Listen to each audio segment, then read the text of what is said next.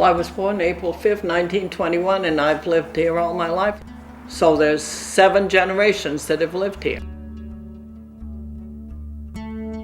Well, it's a lot different because we didn't have the transportation that we have today. We had people that were selling fish and meats and so forth that used to come by with their horse wagons.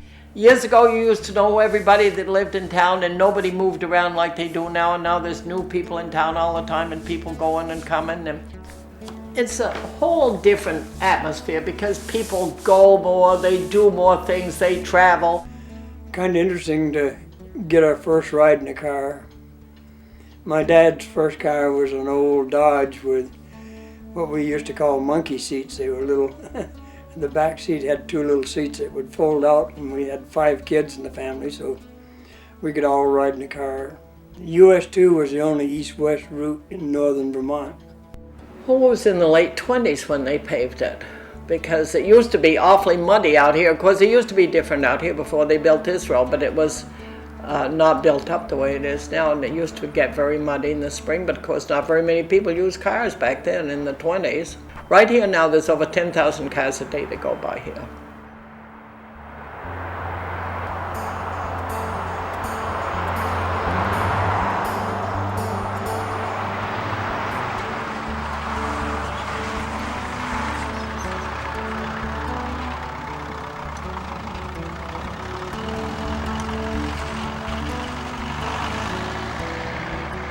The characteristic of Danville that I really appreciate is that it's a small town community. Everyone cares about everyone else, and you don't find that so much. I always tell people that anytime strangers come in, tourists, I tell them Danville has this wonderful sense of community and you have to stop here and enjoy it. This is what people look for. People wander around all their lives looking for some place to belong, and Danville is a place you can belong.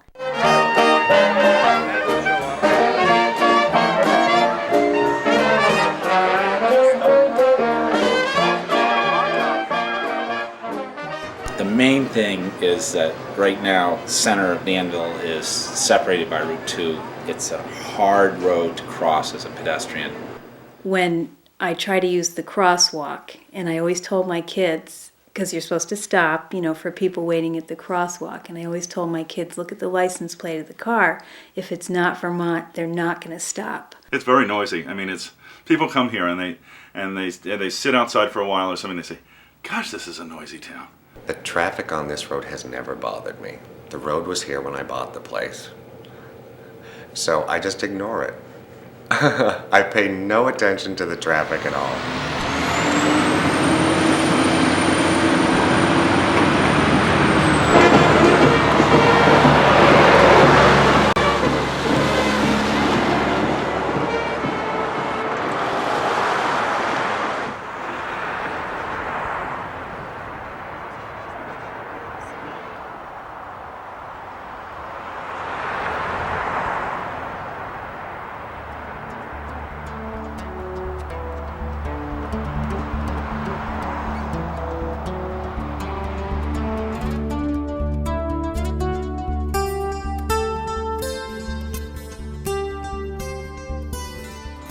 The Danville Project is very unique in that we're trying to put higher class roads through a small community and impact the people at a minimum.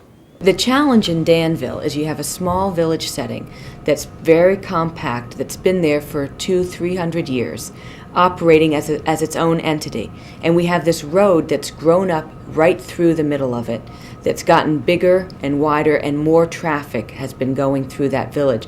And there's an incompatibility between that village setting and this national highway system thoroughfare. And what we're trying to resolve is how can you keep traffic moving smoothly through that village setting without destroying the village. That's the challenge, really, is to how to keep this road moving, to allow people to get from one side of the state to the other. Route 2 is a corridor that goes well into Maine, up into, it's a major throughway, not just for Vermont. This Danville project will mark the very first time that the Agency of Transportation has worked with artists, and it's a collaboration that I think is going to yield some incredible fruits. Part of what personally interested me about this project was the opportunity to place a visual artist in a place where a visual artist isn't normally found. Trying to help solve some very unusual engineering and aesthetic problems that had been a problem for the Agency of Transportation in the Town of Danville for 24 years. You're really dealing with two different creative people, the engineers and the artists. One is a little more rigid and one is a little more free-flowing. And you're sort of dealing with right brain, left brain type of creativity. So trying to bring those two cultures together, I think, is the challenge. To me, ultimately, the community voice should be paramount.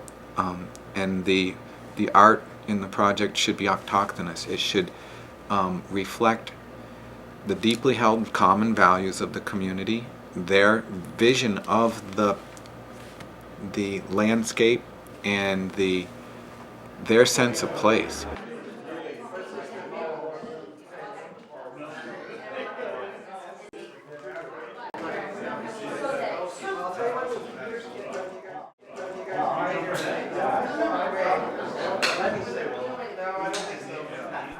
I'm very confused as to how we got here, because I've talked to many people in my community and we want it to be Danville, only a little bit more so. It was very threatening to the people there when not the road through town, because we know what a road through town can do and how upsetting that can be, but it was very threatening. Our part was more threatening than the fact the road was going through town.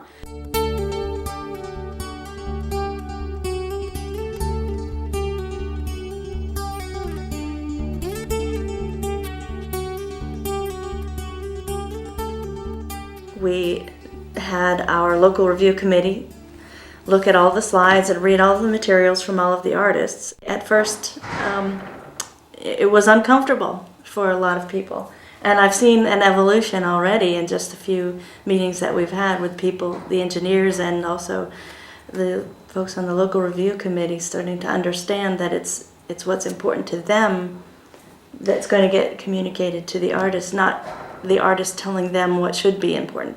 And then they selected 5 of those artists to be finalists. And as a finalist, we asked each of the artists to come up. They had a site walk of the village of Danville. They each had an opportunity to speak with the panel for about a half an hour about their approach to the project. I kind of describe myself maybe as one part artist, one part designer, one part facilitator, and one part technician. My own work is as a cartoonist, a sculptor, an illustrator. I'm a glass artist. I'm not necessarily looking to create a sculpture for you. I'd like to see what artists would fulfill your needs. We need to walk through a path of sort of addressing either the resistance to or the acceptance of change. I can't really begin until I've really heard what the community has to say. I think this is a project for Danville. It belongs to Danville. If I can facilitate this to make this a really great project, all the better. I mean, that's my job. I spoke with Andrea while we were walking around, and I was impressed that immediately she was looking at things and thinking, oh, we could do this over here and that. But, I think David did some of the same kind of thing. The key thing that got me about David was his emphasis on the process. I really favored David. I think he's more of a people person, and I think he really understands what we're doing. But on the other hand, I'm also I have to go with the rest. I really liked Andrea's presentation. I think she thinks out of the box more than David might. I like both of them. I don't know if I could say one over the other is my first choice. Well, I think it's on everybody's mind whether we can think out of the box and have both.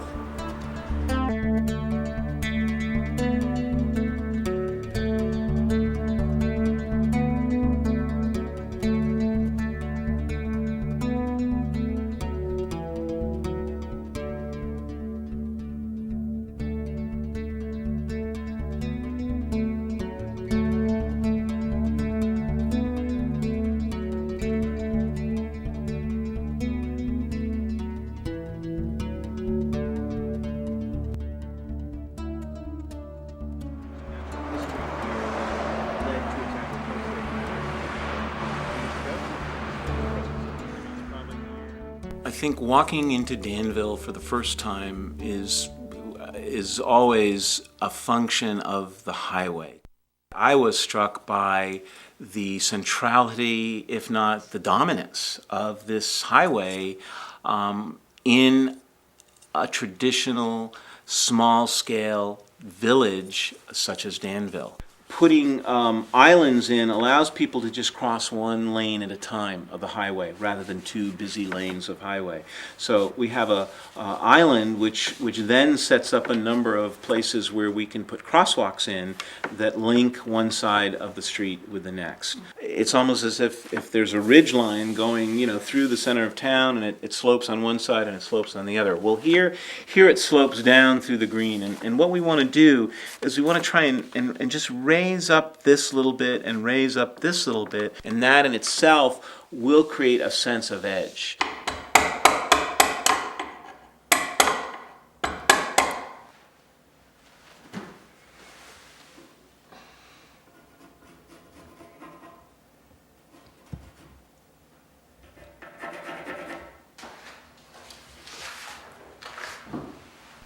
I feel like there's been a fairly significant research component to what I've been involved in up to date. And it means, just getting in a car and driving around Danville with any number of people and spending time really listening to people's stories and understanding what's going on. And then, really going back to my studio and thinking about what are the ideas that are, that are being repeated over and over again. Then I start to think, okay, where do these things meet? What is this? What's coming together for me in terms of this really truly a site-specific project? And not duplicating something that's been done in another village, although understanding historically what greens are about and really thinking about, okay, what can I bring and what is here? So how do you take this thing called art and integrate it into a community with a highway and a lot of different constituents with a concern as to what the final outcome will be? In the best sense of the word collaboration, 2 and 2 makes 5. It doesn't make 4, it doesn't make 2. It's really a wonderful thing, and there's discovery that happens. Art has not been an integral and everyday part of the American way of life. It has been often relegated to the fringes of our day-to-day. We know that it is an essential part of living, and that art is an individual's ability to express themselves in any number of different ways. We feel as artists that it needs to be part of our day-to-day life. This table over here. I was just wondering. Picture your ears. We do want to try and kind of get you home or get us kind of wrapped up within a half hour, but we want to hear from each of you, and then you probably want to have a quick sense of where we go from here. Lane is part of in the works. Do you think there should be a bike lane, maybe? And when I see what they want to do here, to landscape 3/4 of a mile, I'm looking at $1 million of work. Let the engineers worry about that. You just tell them what you want to do, and let them get involved and come up with their own ideas. Oh, I don't think you should rule out anything at this point. If you all around this table feel that the scenic overlook is a place to investigate, let's by all means let's raise that issue. Sure. If you're driving into town. So if this road were moved over this way somewhat. Do you have an idea how much move you're talking about? Well, is it the width of the road? We've been or is talking about a whole bunch of things. Like we've been talking about, wouldn't it be nice to have some parking? You mean across Peacham Road? No, that's not. We wanted to celebrate agriculture, we couldn't spell it, so we said celebrate the cow. When it came to the green, we wanted to make sure that it was used with an exclamation point. We would like to get one piece of art that incorporated all the small ideas we have about how we feel about our community. Farms, views, covered bridge. How could we put it all together? I mean, I heard history, views, natural, something that belongs, identify the mountain.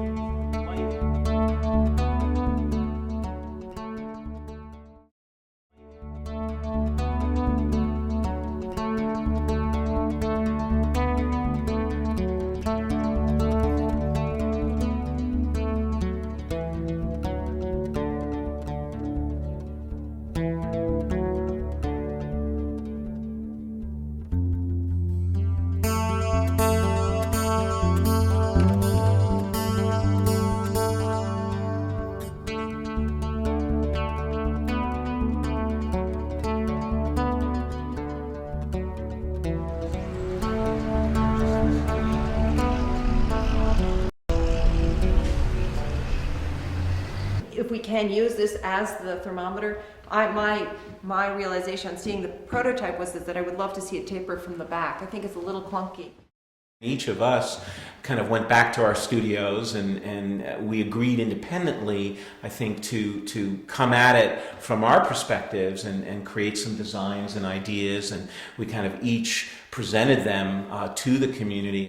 What was wonderful is that I think each of us had the seeds of what has since grown to be the conceptual and now the preliminary design and hopefully final design for the enhancements and sort of the green itself. Basically, when we're done with the next step of plans, minus right-of-way issues and minus utility relocations and permits, you could physically take the plans and construct this project.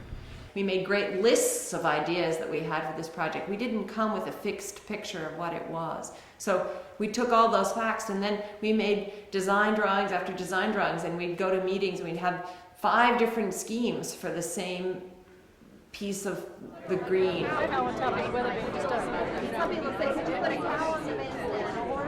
Still talking about then it was sort of working with the LRC and others to take those ideas and winnow them down and integrate them and push them and pull them and throw some away and bring some new ones in to move us in the direction of a plan and a design approach that we could all get our arms around and feel comfortable about, and that the community could feel was theirs and have input into.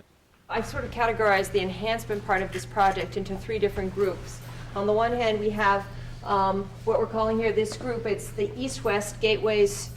They're basically granite field posts. In the lower green, which will, as you can see on the model, has 2 different stone walls. One at the south end of the green will be holding the grade at that end. This particular ball goes up and down here, and it will tell the temperature of the weather outside. The new lighting posts that we're going to be planting around the green, which I have a picture here, will have built into them also, aside from the potential for banner arms, electrical receptacles on the bases. You know, you're talking about fences and posts and this, and I mean, it's like, it's so, everything is just so different. And those things look nice on paper and probably work good in July. But when you've got a northeaster in January, those curbings and those traffic islands don't belong in Danville. I've lived here for 34 years. I like the town the way it is, and I'd like to see it stay the way it is. There is a fine line in knowing what to give on and what to compromise on and what to listen to and what to stand your ground for. I think art is very threatening to people. It's threatening to people because it is art and craft, and all those things are imbued with the being of their creators. When we first started, there was a lot of suspicion about the Agency of Transportation and about the Arts Council and about the arts and about the artists. It's human nature. Any change. I really feel that way. It's just human nature. You automatically want to hold on to something that you know. You're comfortable walking across the Danville Green like it is today. You don't know about this new thing where you've got to step over the curb and between the trees. It's human nature.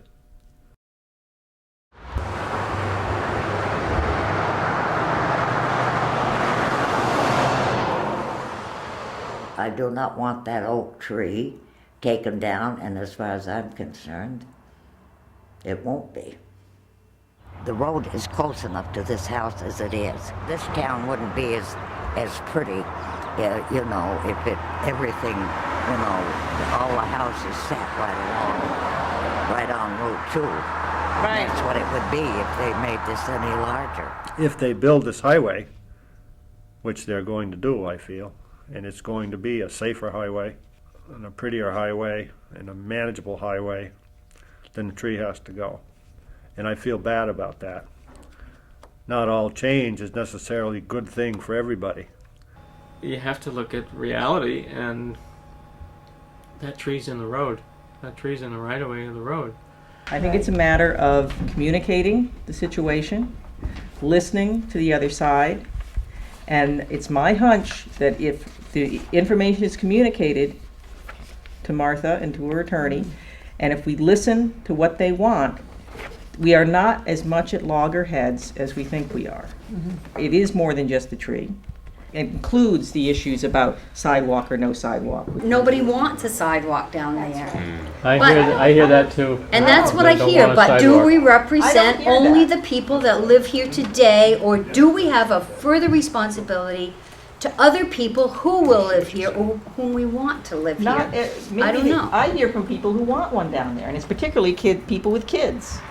It scares the hell out of me crossing that road with 4 children at the moment.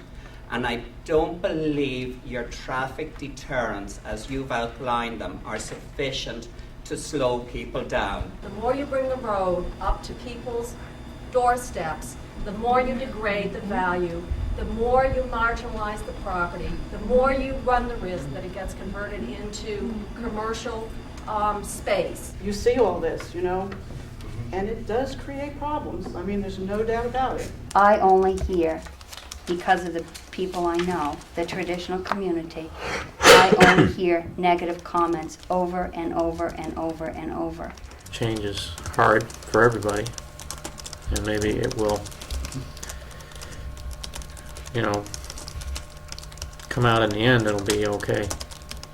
It's with a little bit of wistfulness that I sort of see the vision being compromised, again, by the pragmatism that people bring to the table. I think the process is really, really working. I think this process of working with any project in any community with a large number of people with very different interests, it's not necessarily going to be a smooth and easy road. We, as the designer artist team, ultimately we serve at your pleasure, and we don't want to create anything that this community can't abide by. I think you tried to do a hell of a good job for us. You've taken the criticism, and there's been plenty of it, and you've come back with new ideas, but I think you've done a great job. And as I say, the public expects us to make the final decision.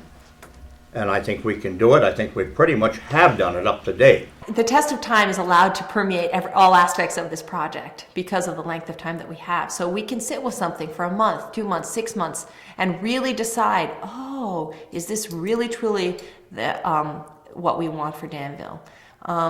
And we can allow all the voices to eke in, even the more quiet voices have time to permeate the process.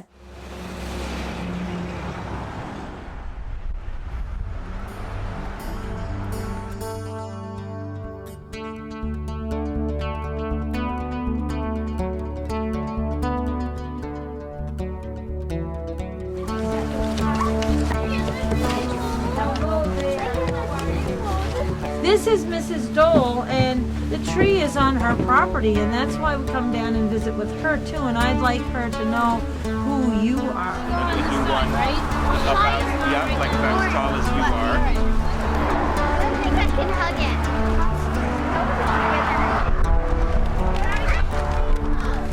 Wait, I found one. But I didn't have all those trees in my phone. I got one. There's more than one way to do this and still arrive at the same outcome. And I think we accomplished that very well now.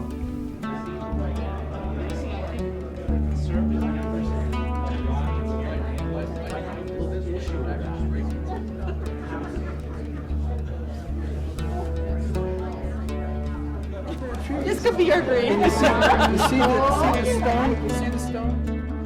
I feel like it's a really essential project right now. There's a good time to come together to do this work and think about the commons. The common equals community, and also what's good for the common is good for community, and that kind of correlation. I feel like that's just important to say it. We all kind of know that. And I hope in 5 years that we'll all have this big ear-to-ear grin that we actually did it, We actually, did something different and special in Danville that the community loves and that works.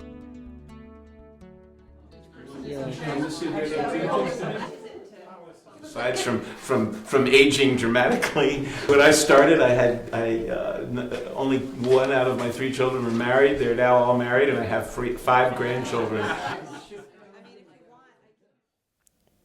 It's definitely a challenge. I would say a huge and wonderful challenge. I think at first I was like, what am I going to do here? Most of our public art engagements in communities are relatively short term, 6 months to 12 months maybe. 15 years is a very long time. Actually, I would argue that this was a fairly short time for a project of this scope. The reason I suspect that there may have been a halt to the project is a transition in the agency, a different focus on priorities. You know, there are always different priorities depending on administrations, but it looks to me as though this project actually continued to progress. Senator Leahy, for instance, played a huge role in securing funds because this was an example of a context-sensitive design, and he was able to get some special funding, but a lot of that funding didn't come along until 2006. Permitting is a huge issue, especially when there's right-of-way issues involved. The last year or so that we've been working on this project, I've been sort of in a little bit of disbelief that the project was actually going to move forward. As an artist, I've seen pieces of projects in disarray to the extent that the roadway is now, and I know that they're going to come together, but I'm really looking forward to seeing the rebuild versus the tear down part of it. That was the summer that the old road was taken up. You know, there was a lot of infrastructure that was moved underground. The water line is 100-ish years old. So it's the kind of thing, if we're going to go build this new road on top of that, it just makes sense to put that in first. There's new water line, a lot of undergrounding of existing aerial utilities from Fairpoint, CVPS, phone power, and cable companies. In the first year, we had all kinds of difficulty as far as trying to determine where pipe was, where it wasn't, ledge that we had to blast that we didn't think we had to blast.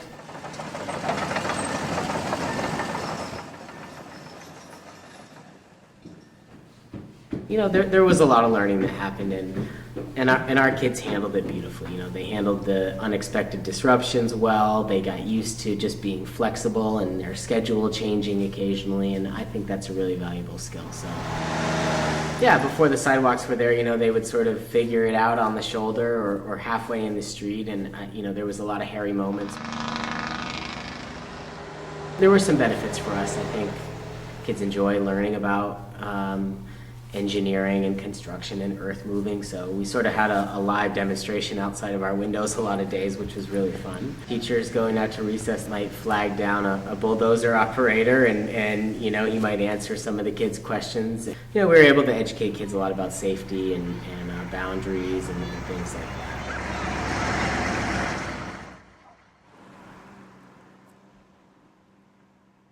All these town roads come into the center of Danville. So there's no way, if you're just passing through, that you can get around this construction. There are no detours readily available, and the road was so narrow that we had to keep one lane closed. It was a horrible first year. There were days when traffic could be backed up in one spot for an hour and a half. It was pretty problematic for parents in our buses who would sometimes sit for 15 to 30 or 40 minutes. We had people that work here that were doing things like, commuters that were parking in West Danville, riding their bicycles in. If you're waiting for a load of sand, it's stuck in traffic. If you're waiting for the loader to go pick you up a piece of pipe or some materials, he's stuck in traffic. It makes it very hard to move, even for us.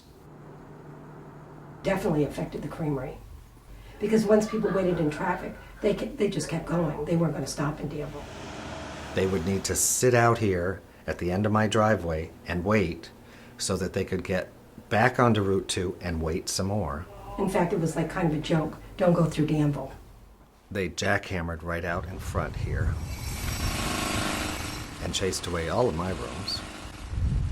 Our admin assistant lives right across the street, and it was a really challenging time for her. She had a complete lack of sleep for months on end at times when they were doing night work, or they had lights set up in the evening that would just light up her entire house. These high intensity white lights, you had to keep your shades down. It was like you were in a movie set. I put protest signs in my windows that I believe made the news. We were going to protest in our pajamas.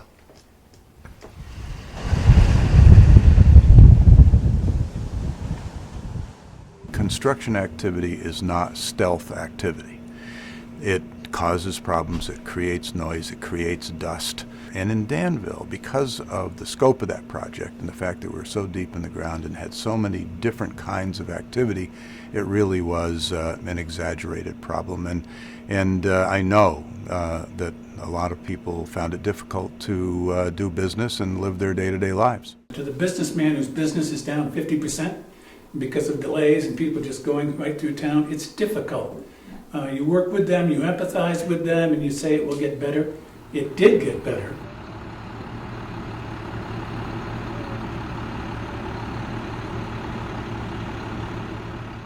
What happened at the end of that first year was the people from the Agency of Transportation and the folks at Pike really listened to people's concerns. After we talked about it and said, here are our problems, these are the things we need to fix, they were very responsive about fixing it.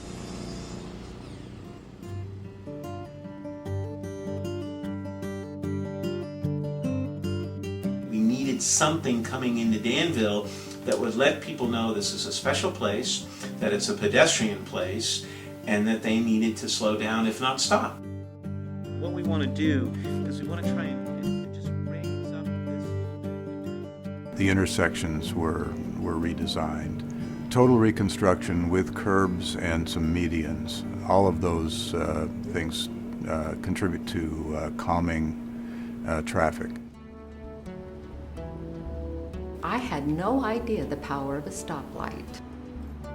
I think the traffic light is wonderful. You know, the safety is much better, the accessibility is much better. There's sidewalks on both sides of the street, so the number of kids having to cross the street is fewer, and the crosswalks are better, they're well marked. The traffic calming, I think, has worked to slow traffic down, and that all sort of works together to keep kids safe. What has really slowed people down is stoplight. But what has made it beautiful is the green. This is sort of the center of the village and the plan for that. We're going to have steps. This is a detail of the steps up to the green with the water, the historic water. I think in some ways it was bringing this idea of context-sensitive design and designing for a sense of place, and enabling the engineers to see that the way they draw the lines and that there's another perspective and that their work could actually be more than just a conduit for vehicles to get from point A to point B, but actually be creating a sense of place. The more details that can be worked out, the quicker we can keep. All right. I think the artists working with V-Trans stopped them from only thinking of road. I think they had this other group thinking in a different way. This combination was, it was a winner. Certainly one of the challenges of having an engineering staff and artistic staff working together is that they approach problems much differently. The linear thinking that might go on one side and the sort of more creative thinking on the other side need to be combined. And I think what really surprised me is how readily it happened in this case. It's different. I mean, artists and engineers are two totally different breeds of people. There's no doubt about that. This doesn't happen very often. So it's something new, something different. It'll be fun. For professions that are guided by, step processes and design standards and design manuals, how do you bring in something that's not in the book? And how do you get them to sort of see that that is actually a value add to their work? And I think so that was something that was new, and I think there were some folks who absolutely embraced that idea. I really have to applaud all of the individuals that I work with from the agency who knew what their constraints were very clear with us, and yet willing to listen and willing to perhaps push push that envelope a little bit if needs be, and it was necessary, I think, for a project of this sort.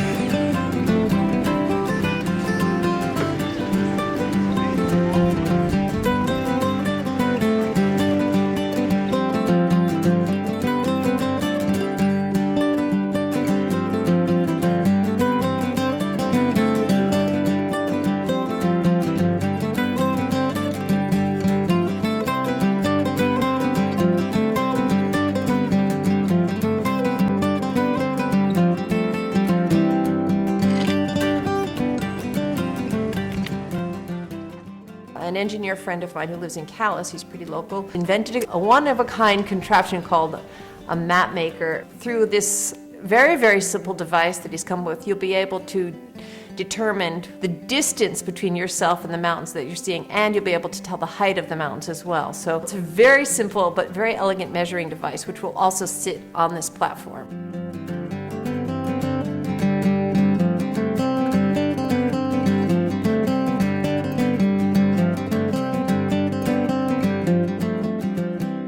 Thinking about how many multiple generations have actually made things by hand in this town over hundreds of years. I'm just really appreciating what it is to craft something, each stone, shape it, make it fit for a really long time.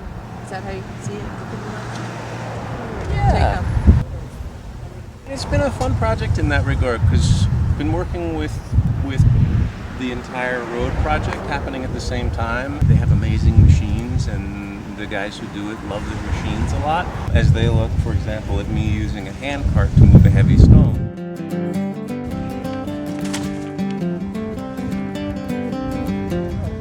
That will allow for a space for people to be and just to feel centered in the center of town.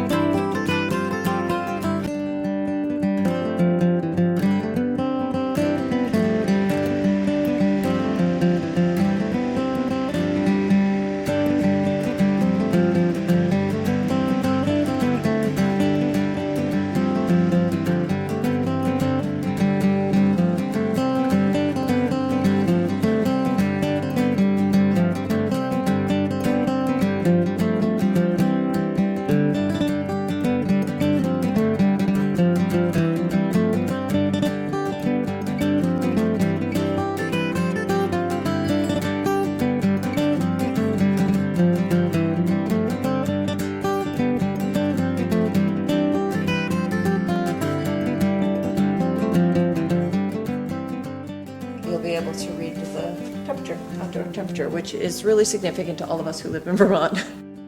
There's snow on everything. It's been sort of brown and gray and not real pleasant to look at yet because we sort of got it handed over to us at the wrong season. So I think this spring we'll have an opportunity to sort of see what things look like and start moving forward and adjusting and putting the little personal touches that make it our own. Now that the project is finished, we've ended up with this beautiful town, beautiful green, with these wonderful sidewalks to keep people safe. They can walk at night, there's street lights. It's wonderful. It's a road project that made the town better. It invites people to stop in our town. It's attractive. I really appreciate the art piece of the project because it really connects the historical pieces of all the different landmarks and all the different areas of Danville. The use and implementation of materials like granite and wood and then the native stone by these artisans and stonemasons is really part of the continuum. It is, I think, symbolic of all the stone walls that were built in Danville, a century or two ago. And so in a way, we're coming full circle with that artisanry and craftsmanship being brought back to the heart of the community. The voice of this community has been heard, and I think the project is so much better for it that the hard work of this community, the sorting through of what their values are, is going to be reflected in the quality of this project, both for Danville and for hopefully projects in the future. This is a great day for Danville. The local community that saw a vision and came together and say, we're going to make this happen. And as governor, I'm also extraordinarily proud to have the most powerful, thoughtful United States senator in America who found the earmark, the dough, let's get right down to it, because of his clout, to let this project, this bandstand, and this cultural, artistic vision combined with transportation that ensures Danville's heritage going forward for many generations to come. All right, here we go. You ready?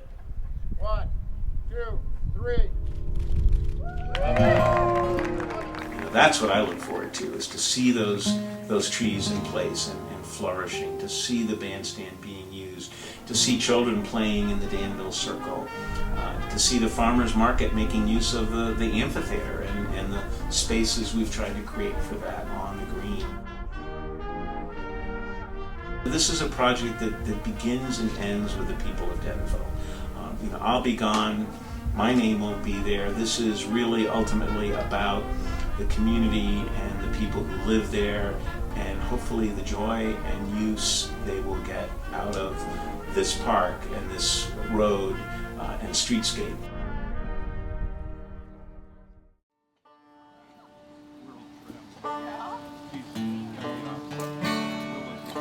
This is a song called Grizzly Bear, which has nothing to do with the bear, but everything to do with the dance.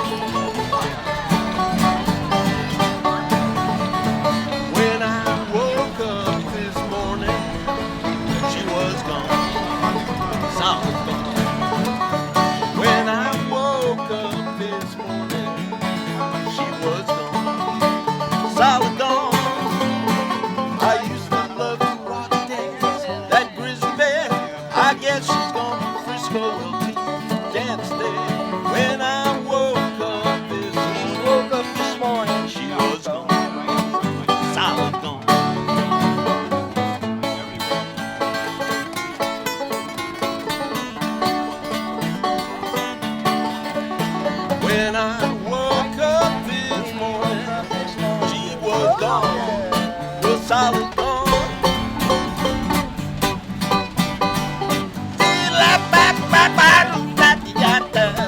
what that tat tat. Yeah, I woke up this morning. She was gone, solid gone, solid gone.